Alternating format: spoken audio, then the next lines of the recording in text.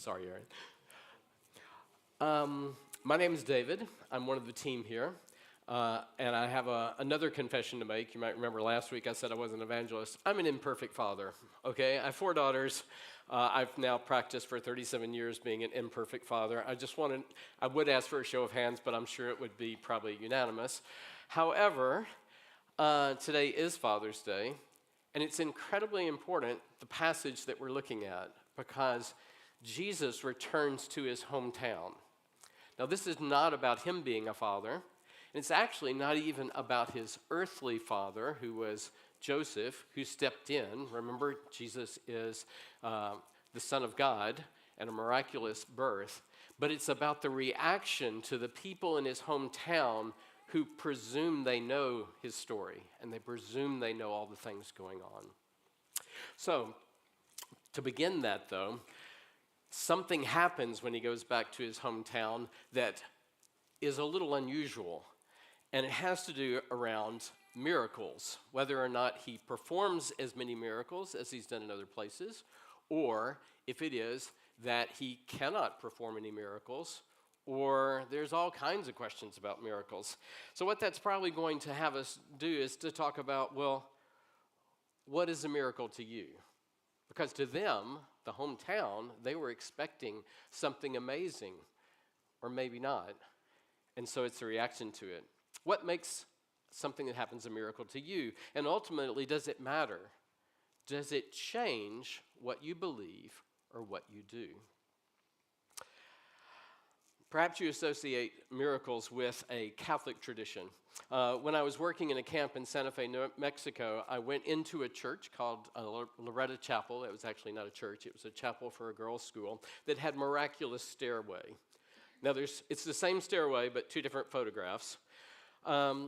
When it was built in the 1800s, the architect died. He had not finished designing how they would get 22 feet up to where the choir would be. And the sisters prayed, because they didn't know how to build a stairway, and they figured out it would take up half the chapel. And they prayed to patron saint of who? Carpenters. Who would that be? Joseph, okay? And 9 days later, a man appears. He has simple tools. He goes to work. He constructs the stairway on the left that has no central column, uses only wood pegs, and the wood that he used apparently didn't come from that area. And then he left, expecting no payment. A miraculous stairway. Is that a miracle to you? Oh, by the way, on the right, the sisters found it a little difficult to ascend to the choir, therefore they added the railing. The railing was not original. So sometimes even a miracle, you're not quite sure you can trust it, therefore you have to add your own support around it.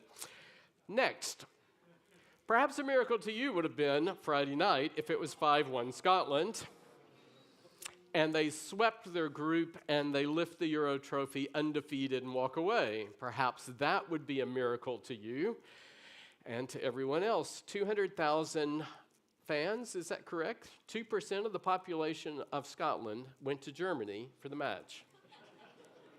You laugh. 2% is those who would claim Jesus Christ as their Savior in Scotland. If 200,000 believers in Scotland were as enthusiastic about their faith, what transformation might it make in this country? No commentary. It's on us as well. But would that be a miracle? To me, a miracle is the fact what happens in this room every Sunday morning. Why is that? Because we live in a polarized society where cultures don't mix, they don't belong together, they argue about things, they complain, they get upset at each other. And when I look around this room, it's a miracle to me and to visitors who've come and expressed it to their friends when they've come, that this is the most diverse room they have ever sat in the city of Edinburgh. That is a miracle. The aspect that we can sit together, and what binds us and brings us together is not our culture, our background, our stories, because they're all very different. It is actually a faith and who Jesus is and what he's about to proclaim. Is this your definition of a miracle? Well, in actuality, none of those are the miracles that are described in our passage today. The miracles there are talking about things that Jesus did, either healings or acts that couldn't be explained except for by faith on what Jesus did. And that's what a miracle is that they're expecting here. So Evelyn's going to help us because I've gotten a little ahead of myself. I think we need to read the passage. It's found on page 980 of your blue Bible there. It's Matthew chapter 13, verses 53 to 58. So Evelyn, if you'll come up and read for us, that would be so helpful. Thank you. When Jesus had finished these parables, he moved on from there. Coming to his hometown, he began teaching the people in their synagogue, and they were amazed. Where did this man get this wisdom and these miraculous powers? They asked. Isn't this the carpenter's son? Isn't his mother's name Mary? And aren't his brothers James, Joseph, Simon, and Judas? Aren't all his sisters with us? Where then did this man get all these things? And they took offense at him. But Jesus said to them, a prophet is not without honor except in his own town and in his own home. And he did not do many miracles there because of their lack of faith. Thank you very much.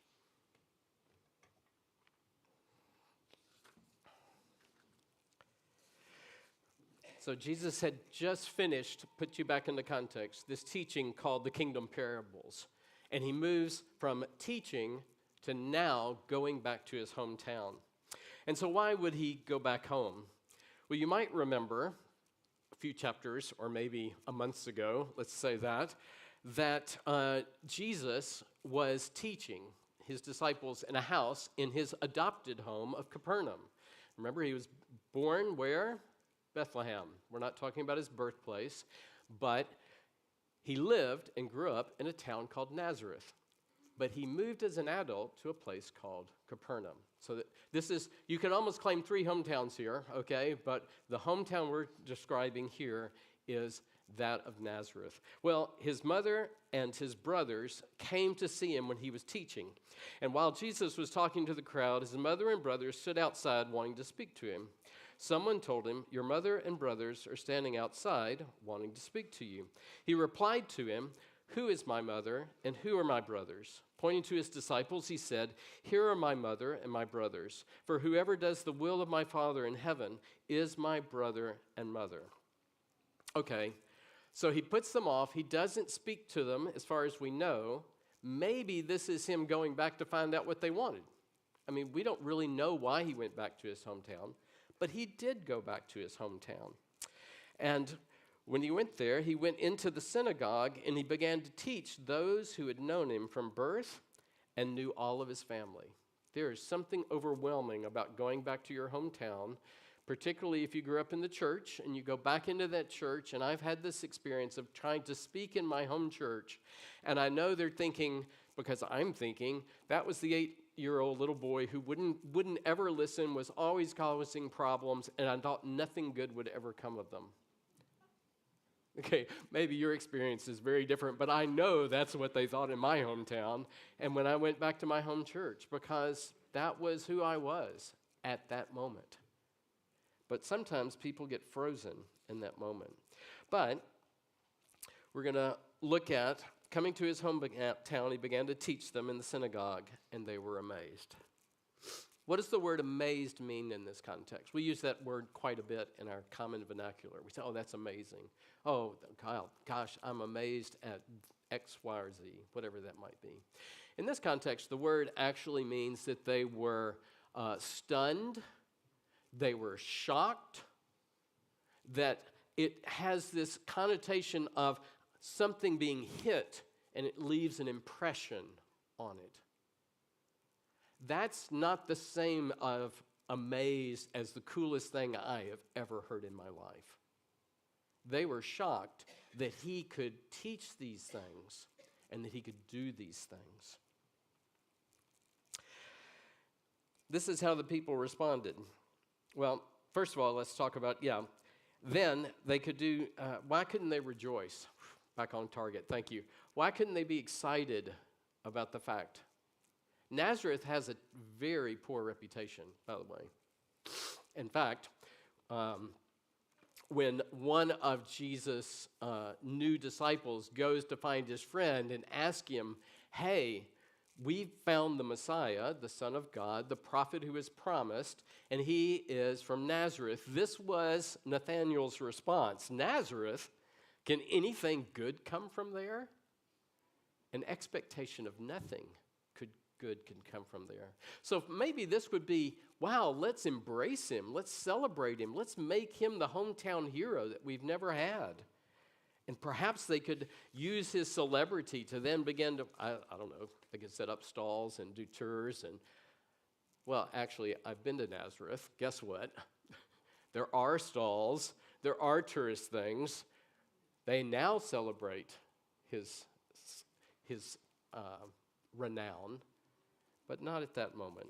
No, at that moment, it was that they were amazed, but they were unconvinced. All the people in the synagogue were furious. Oh, sorry, I got ahead of myself. Luke talks about this same story, or a different visit, shall we say. It's not clear, is it the same one or not? I think it's probably not, but it's still a visit to his hometown.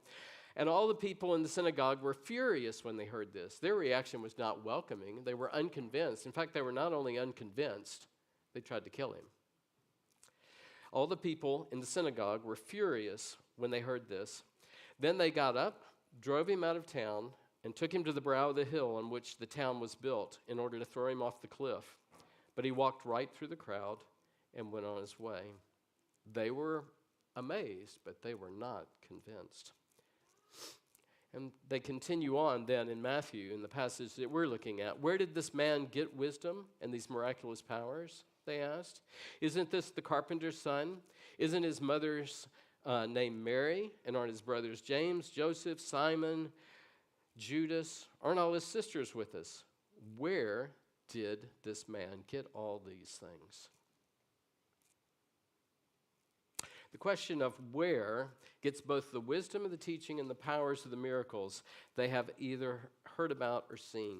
See, the rumors have come to them. He's done miracles, and they want to see one.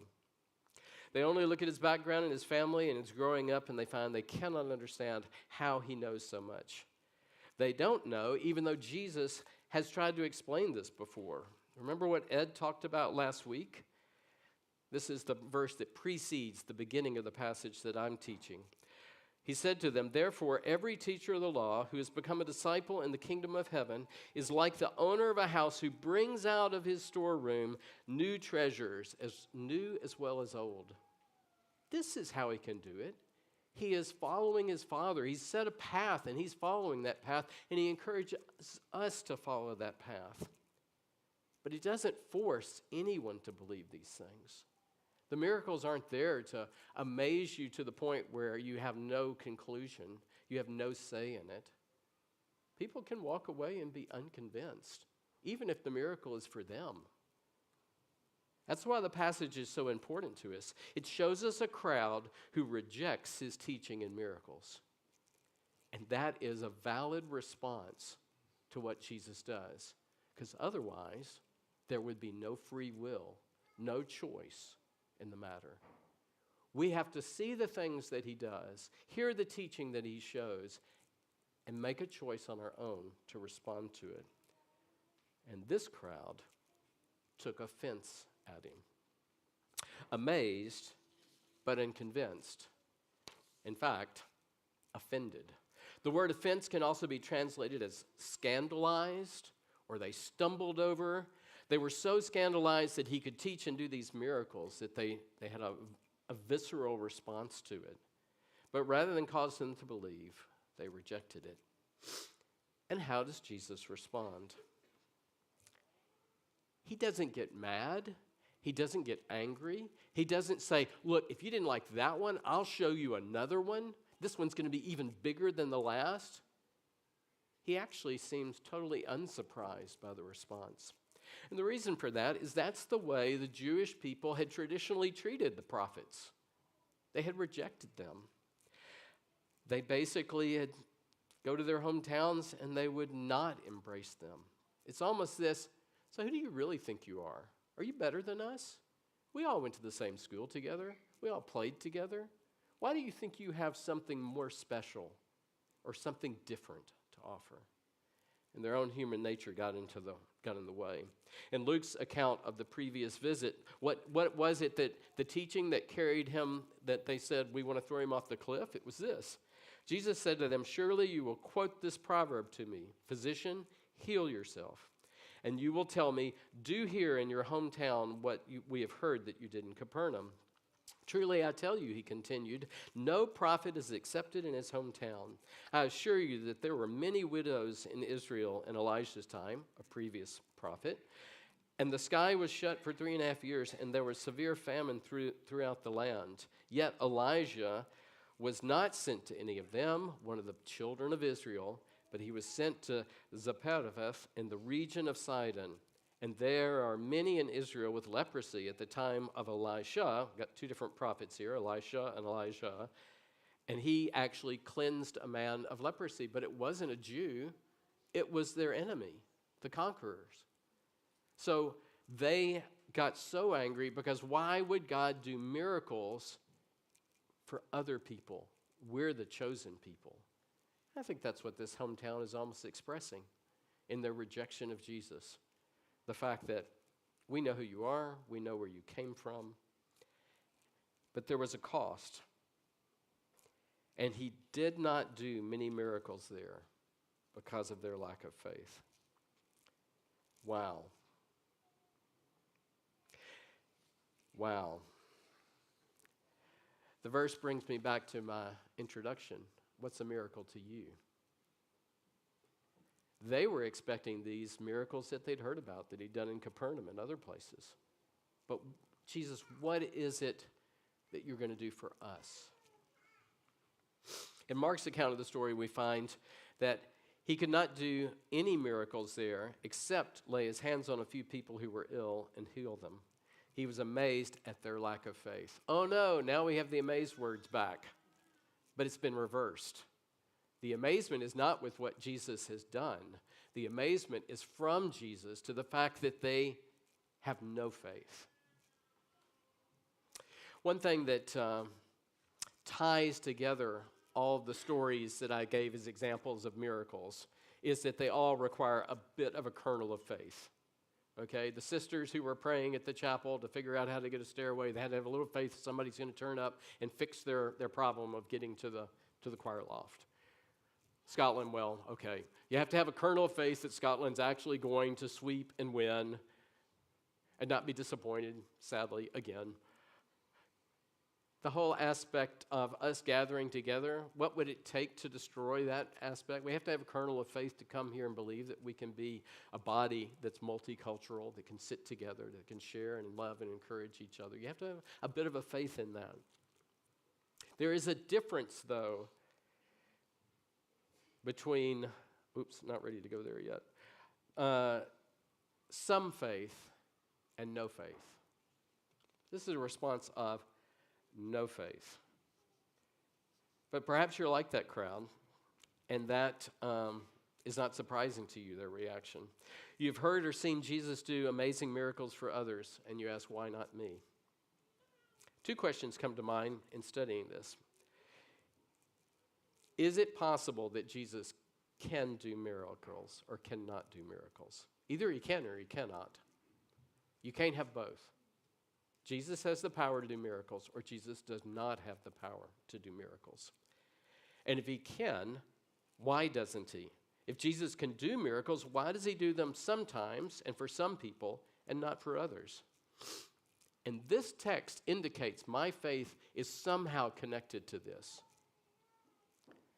First, I think it's important for us to understand that Jesus has and will perform miracles.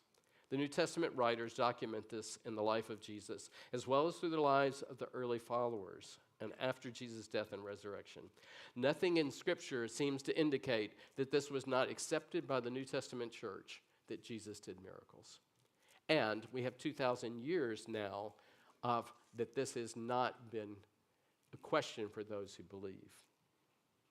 So I don't want you to walk away and say, Jesus can't do anything now. He definitely can.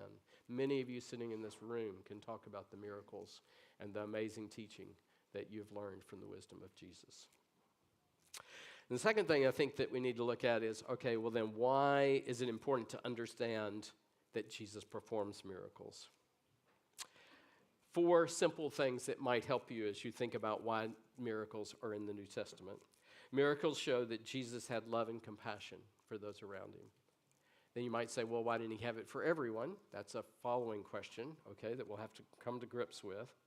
They validate that who he says he is, he is.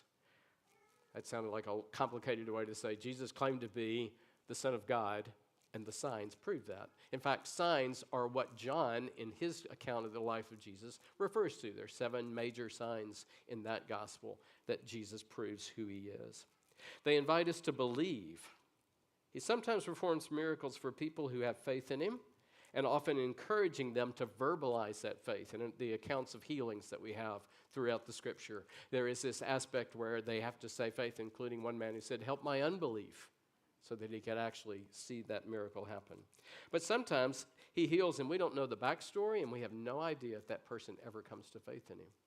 It doesn't seem to be dependent on the person's faith, because that could then require something that gets complicated, which is a miracle being performed dependent upon my amount of faith? And I see very faithful people who never see what they prayed for, the miracle that comes from that. And I think, did they not have enough faith? Sometimes we as a church encourage that. If you just have a little more faith, perhaps that would come through. That's a real danger. Because Jesus was not limited in this situation to perform no miracles. He just did a few miracles. Once again, the purpose of the miracle was to show them who he was, to bring them to faith, and hopefully, lastly, to remind them of the transforming power of the gospel. Some faith is required in order to understand that it is a miracle and to give God the glory for performing it. In the situation of no faith, as Jesus faced in his hometown, then there seemed to be no point for him to perform any more miracles there. And that's really sad indeed. Jesus could have performed more miracles. Of course he could have. But he didn't. It wouldn't have changed their unbelief. But Jesus simply made the statement, a prophet is not without honor in his own hometown and his own home. And he moved on to those who were more open to his teachings and miracles. In this case, he had nothing more to prove, no additional sign, and certainly was not about forcing people to believe in him. The miracles I described in my introduction, the staircase, coming to Hope City, Scotland, remember that kernel of faith. So what is a question that we like to ask at Hope City? If you do not yet believe in Jesus as your Savior, we are really glad you're here. In fact, we want to make it as easy for you to be here as possible. In fact, Jesus didn't write off his hometown. He actually went to his hometown. He tried to engage them with the miracles and the teaching that he was offering. And yet, see, even at that, there was a rejection. But the hometown crowd's response might be yours. You have heard all about Jesus and the miracles that he performs. You wonder if he really is God's Son. Perhaps he could change you and perform the miracles you desperately need. But that's only if he's God's Son. But as you look around, it's either all too familiar or just too good to be true.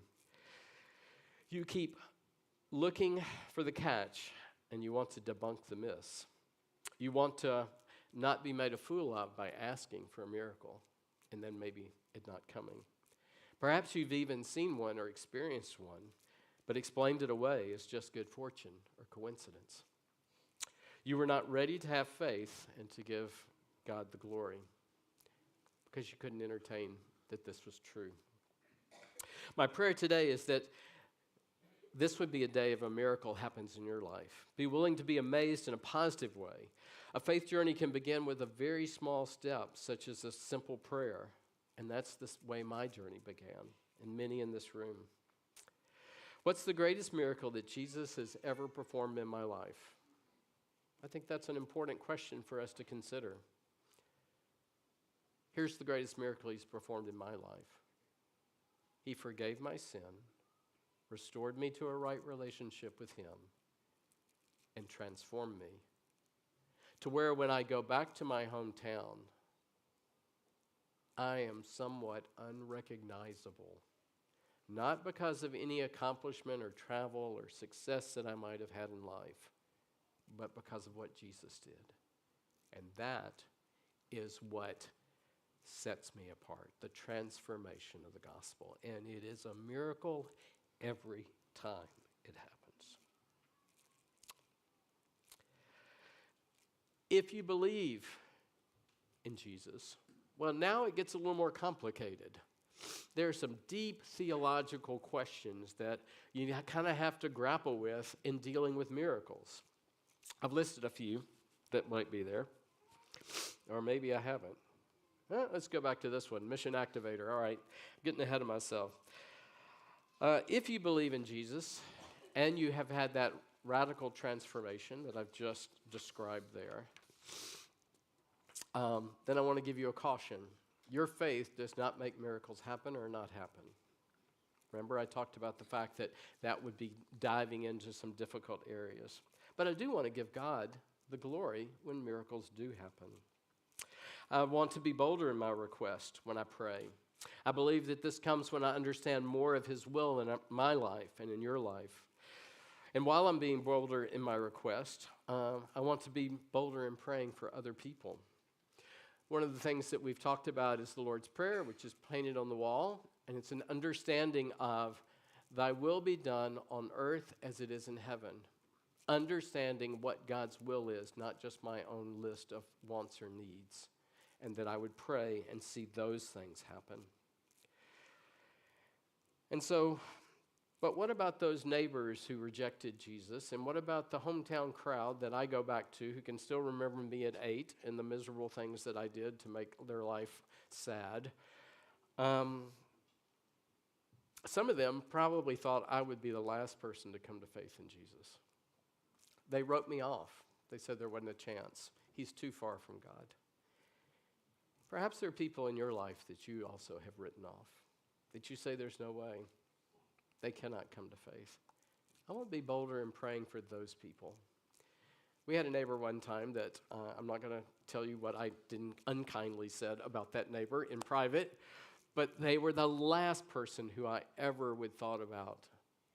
And I have to confess, not only was I an imperfect dad, I was an imperfect follower. I never prayed for them to come to faith.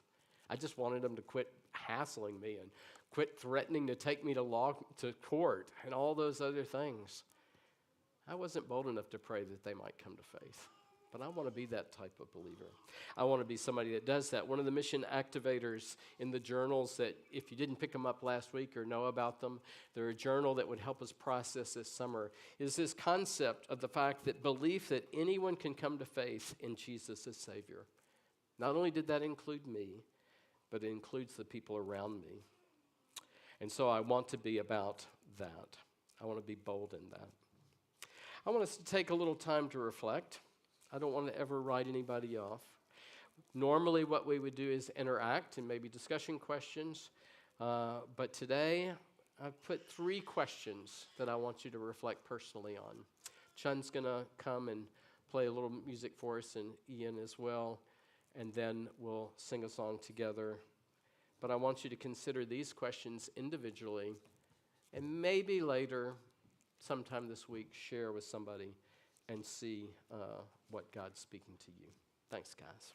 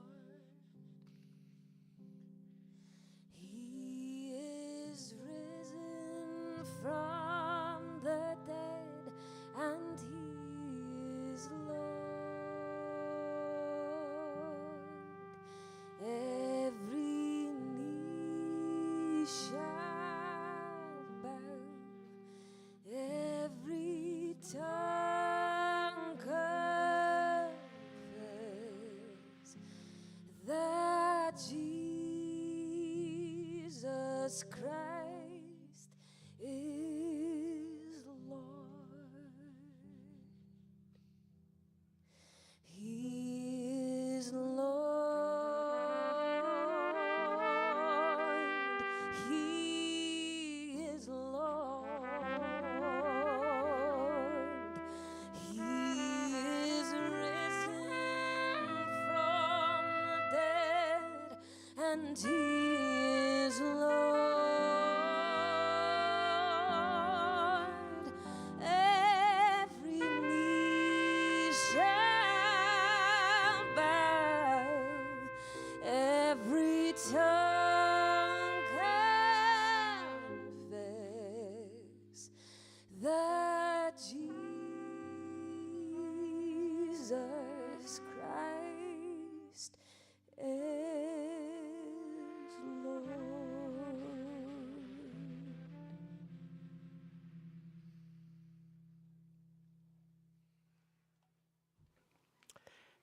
Thank you guys so much.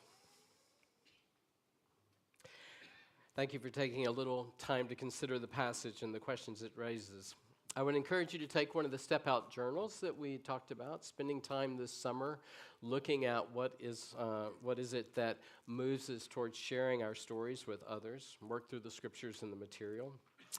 Unfortunately, today we don't have time for our usual Q&R, and I'm sure there would have been some brilliant questions from today, and you can still submit those if you like, and I want to honor that and answer those if you want to send them in.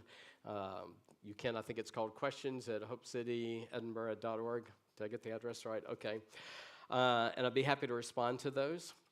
But usually I get asked, so what's the main point? So what is the main point of today? The greatest miracle that can happen in your life is the forgiveness of sin and the restoration to the intended relationship of a personal relationship with the living God. That is the greatest miracle that can happen. And if you have never made that step, I encourage you to find one of us leaders to pray that simple prayer that might begin that journey today, or if you have questions to follow up with us, or if you have someone that you have written off you've never prayed for before, find someone in the room today and pray for them by name. And that way we can know that we can begin to move towards that twinkle